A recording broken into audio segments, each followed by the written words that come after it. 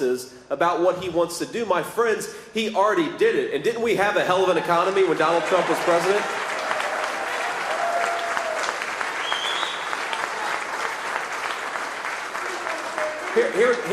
Here's what we're going to do. We are, first of all, going to unleash Pennsylvania energy workers. We are going to drill, baby, drill.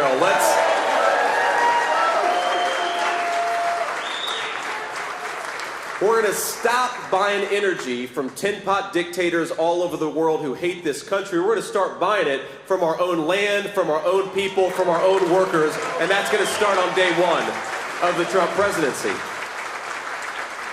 And when we do that, my friends, we're going to bring down energy costs, not just for American families and American consumers. We're going to bring it down for American manufacturers and American businesses like Dysorb, where we're sitting right now.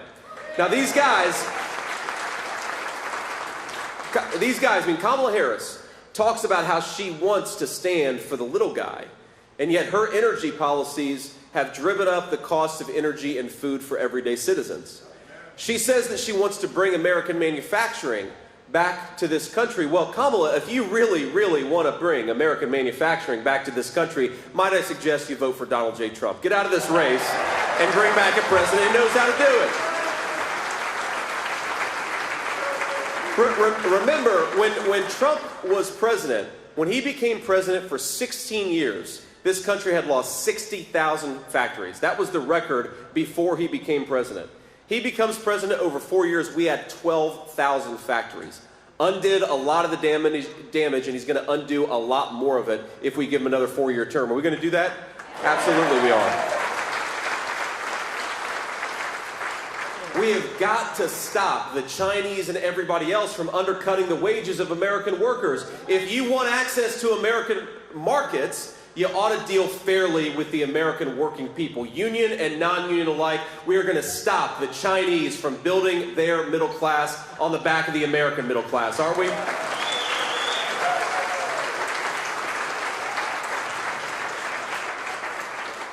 We're going to unleash American energy, which drives down the cost of manufacturing. It also makes it possible for a lot of poor families to heat their home this winter.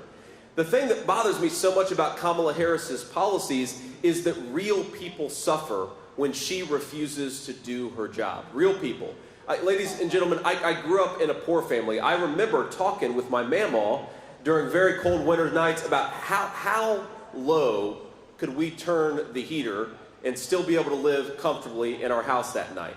That's the conversation that American families have every single day when you have a vice president like Kamala Harris who's raising energy prices instead of lowering energy prices. It is a disgrace. I think whether you're rich or poor, if you work hard and play by the rules in this country, you ought to be able to afford to heat your home on a cold winter night. Ain't that right?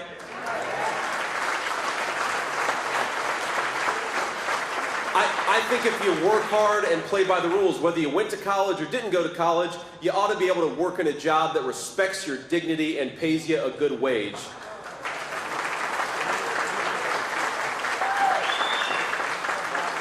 And I believe whether you're the owner of a company like Dysorb or a worker in a company like this, you ought to have a president who stands up for your business and your job instead of a vice president, Kamala Harris, who's been trying to tear all that stuff down.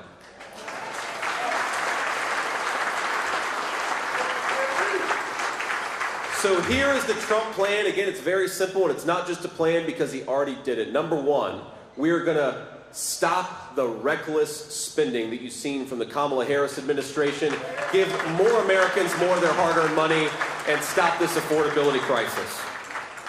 We are going to cancel these ridiculous regulations that make it hard to manufacture and build things in the United States of America. Just today, I read about a power plant regulation coming from the Kamala Harris administration that would shut down a ton of American power plants. Who's going to benefit from that? The Chinese.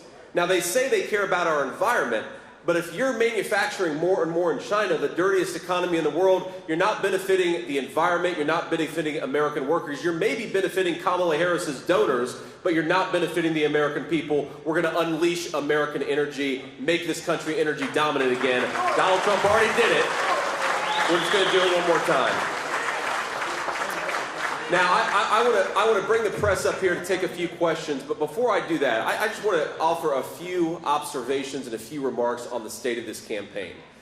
Number one, I already said this, but I'm going to repeat it for our friends in the back. It is disgraceful that Kamala Harris pretends to run for the presidency of the United States, but she refuses to stand before the American people without a teleprompter standing between them. Kamala, what are you so afraid of? The American people are good and kind, even if they don't like your politics. Why don't you get out and talk to them? If you want to be the people's president, you ought to be willing to stand before the people and answer a few tough questions. I don't think that's too much to ask, is it? Now, speaking of, she has got quite the running mate, this guy Tim Walz, who...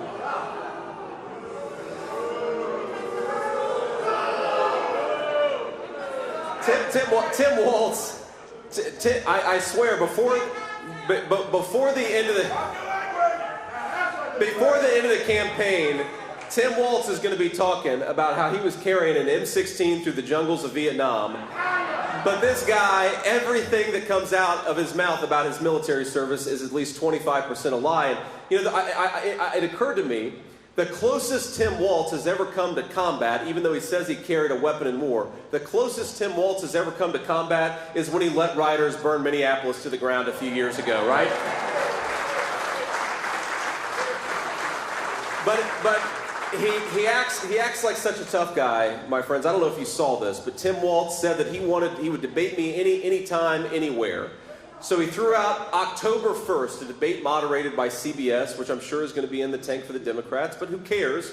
Because I respect the American people to go before hostile media. But when he says he'll debate anytime, anywhere, he apparently didn't mean in mid-September, because I offered him a debate in front of CNN, not exactly friends of me and Donald Trump. And you know what Tim Walz said? No thanks.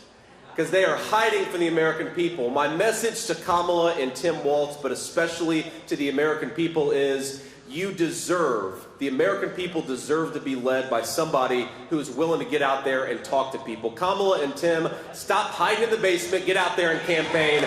We'd all appreciate it quite a bit.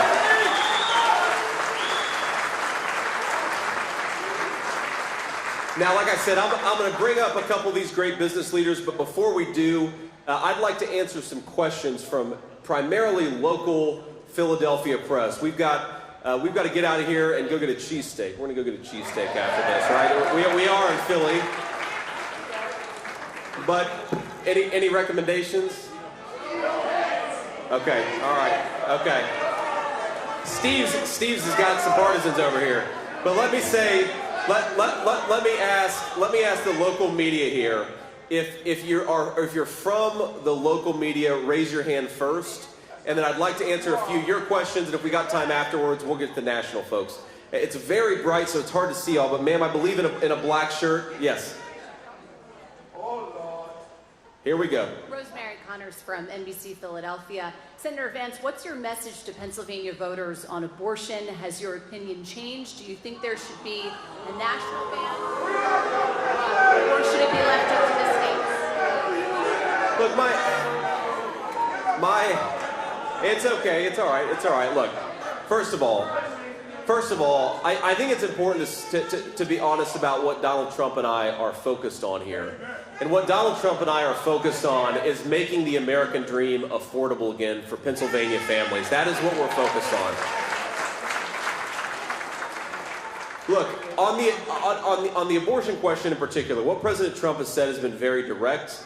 And I think honestly, he's tried to find some common ground in this country that has been divided by this question for 50 years. He said, look, Pennsylvania is going to want to have a different abortion policy from Ohio, which is going to want to have a different policy from California. Let the states decide. Let the people in those states decide.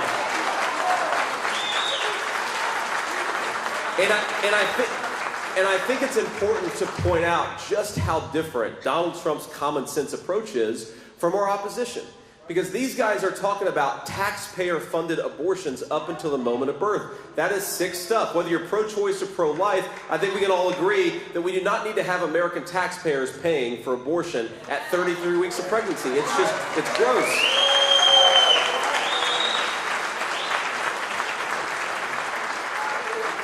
And the final point that I'd say on this is President Trump and I believe very, very deeply that we want Americans to feel like they can afford to have families again. The biggest problem that we have in this country, you talk to young women who have a pregnancy, especially an unexpected pregnancy, and a lot of them feel like they don't have options because how are you going to feed a baby in today's economy? How are you going to house a baby with rent where they are? We want to make American family life affordable again, and I think that's the best way to promote a culture of life in this country. Thank you all. Again, local PA reporters first, ma'am. Hi there, Aaliyah Schneider, the Philly Inquirer. How often can we expect you to be in Pennsylvania, and where are you getting your cheesesteak and why? Well, I'm going to be in Pennsylvania as much as you find people will have me. How does that sound, all right? Look,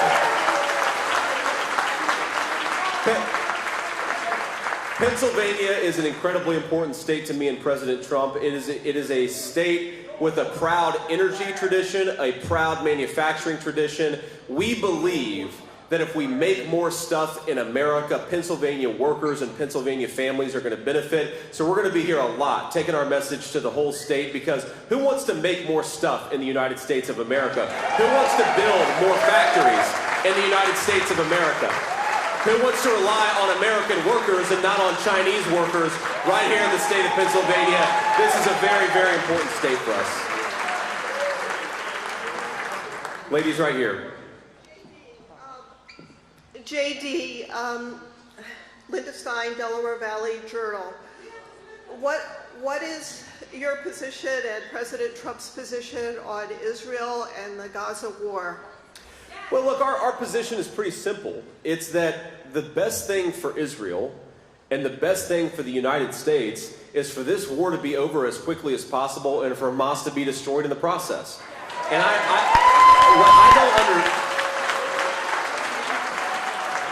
Linda, what I don't understand is you have Kamala Harris who says that she's really concerned about civilian casualties. Well, I'm very concerned about civilian casualties too. But if you're concerned about civilian casualties, you want the war to be over as quickly as possible, and you want to destroy Hamas's ability to fight. She's pursuing policies that are doing exactly the opposite. Prolonging the war as long as possible and not allowing Israel to finish the job against Hamas. It's the worst of all possible worlds. Donald Trump is going to return strength to the American foreign policy scene. Just one more observation about this. This is especially to anybody watching who is skeptical of Donald Trump, who remembers when the American media said that Donald Trump was going to start a nuclear war. Did anybody notice that the country and the world were at greater peace under the presidency of Donald Trump than anybody, Democrat or Republican, who came before? It's kind of amazing, actually, because I remember when all of you, meaning the media, all the media said that this guy was going to start World War III. We are on the brink of World War III thanks to Kamala Harris's leadership. We're going to get strong American leadership back in there to bring a little bit of calm back to the world.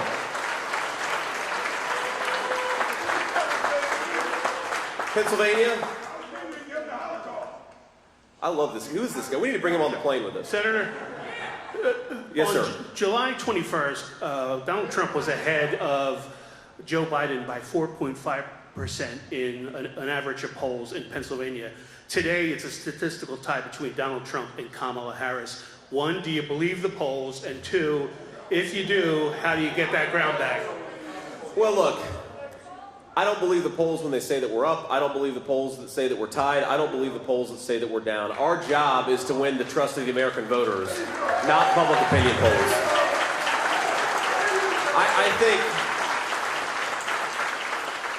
look, what I think, and I saw this in my own race for the Senate, I remember when all the public opinion polls in August said that I was going to lose my race for the United States Senate, and then I won in a pretty convincing fashion just a couple of months later. I believe that the media puts out these polls knowing that it's going to depress turnout, and it's going to make the conversation about the polls. Who cares what the polls say, whether they say we're up or we're down? What I care about is that Americans can't afford groceries. That's why we're running, and that's the problem that we're going to fix.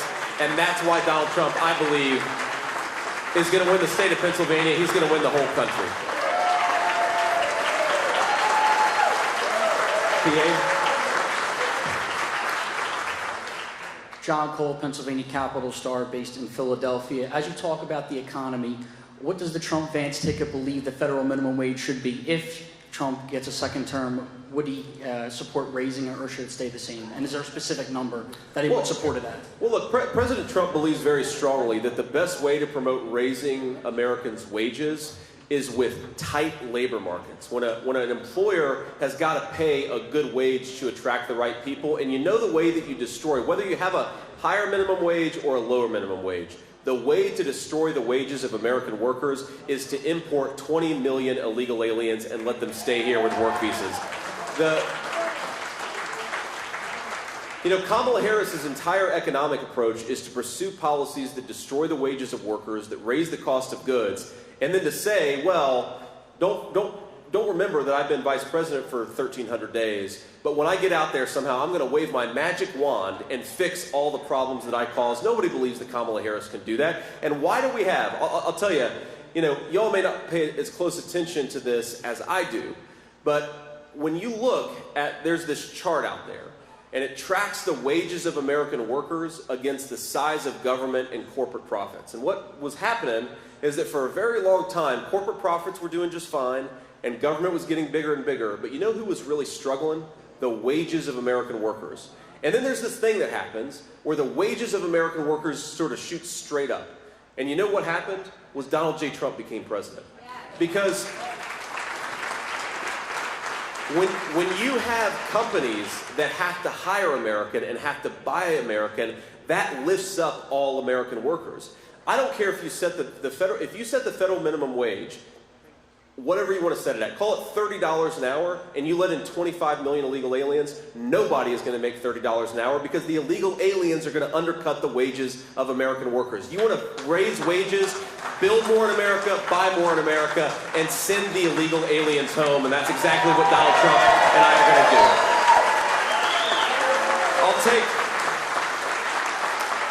I'll take one more question, and then I'd like to bring up a couple business leaders. Ma'am, maybe right here in the front. Nikki Dementri with CBS Philadelphia. Senator Vance, you've been in Philadelphia twice in about 2 weeks. This is a city, though, that is run by the Democratic Party, has been for quite a while. Why do you feel this city is so important for the campaign, and can you win it come November? I think we absolutely can win it. We're going to win the whole state of Pennsylvania, and Philadelphia, what?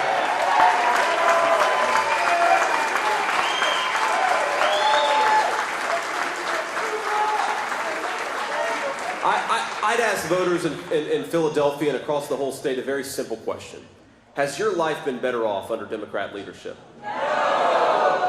Have your communities gotten safer under Democrat leadership? No! Have your wages kept up with affordability under Democrat leadership? No! And because the answer is no, I think that Americans, Pennsylvanians, and the citizens of this city are ready for a change. They're ready for the presidency of Donald J. Trump.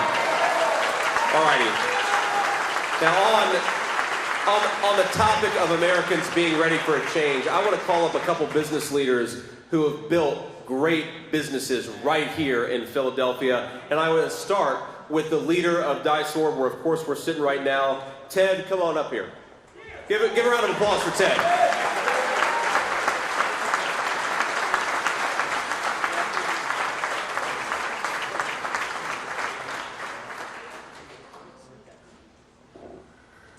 Thank you very much, Senator Vance, future Vice President Vance. It's an honor to have you here with us today.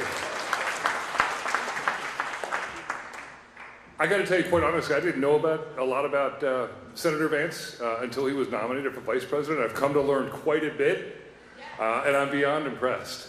He's the guy we need, along with Donald J. Trump, to lead this country the next 4 years.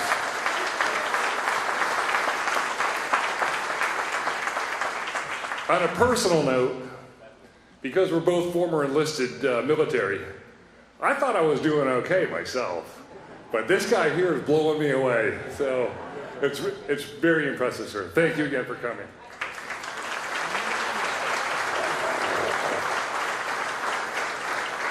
Senator, I appreciate the kind words and appreciate this great company that you built.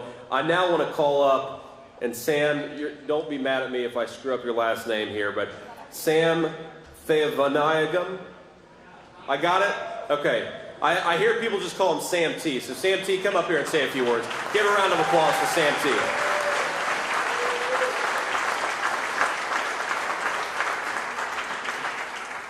I said to you earlier that what separates me and Senator Vance was butter chicken. Because his wife is vegetarian and of Indian descent. I am of Indian descent. So Senator Vance actually split the script by doing exactly opposite to what I did. But it's interesting that in the last 4 years, I serve as a defense contractor. In the last 4 years, there has been a huge erosion of the Department of Defense, the defense industrial base that actually supports the DoD. And that is a huge issue. With peer threats like China and Russia, we're going to have a huge problem at our hands, and manufacturing is the way forward. Workforce development and making sure that we are investing in our people so that we can increase capability, increase capacity, increase competency, and oh, by the way, we will be confident doing that. The two words that separate me and him was butter chicken. By the end of the year, that it'll be down to 2 letters. VP. All the best, sir.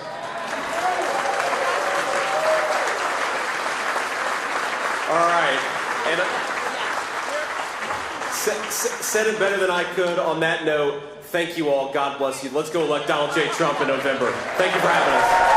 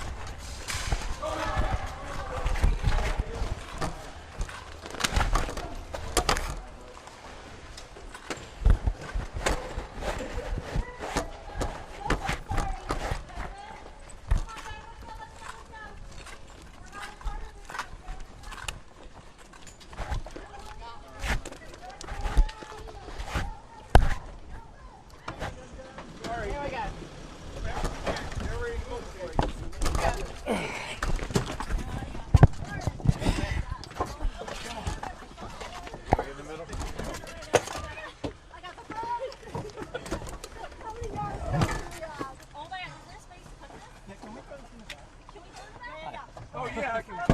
No, sir. Get in. You stay. Drive, I dropped something.